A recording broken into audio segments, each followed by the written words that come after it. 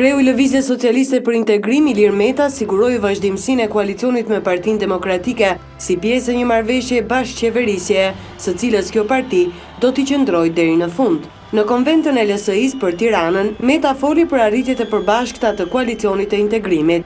Ne jemi në një koalicion me Partinë Demokratike për shkak të një marrëveshje e cila është marrëveshja për integrimin.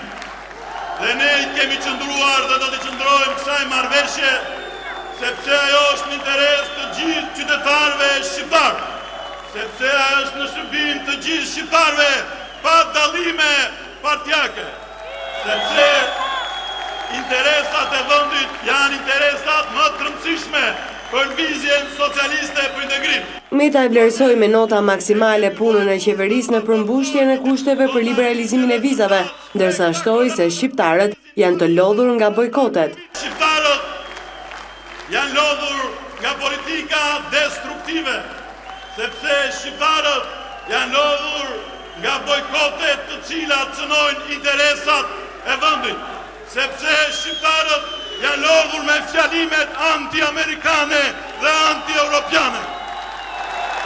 Sepse shqiptarët janë më të vendosur se kur për integrim, për dinjitet dhe për të siguruar një të ardhme të lumtur për të gjithë fëmijët e tyre.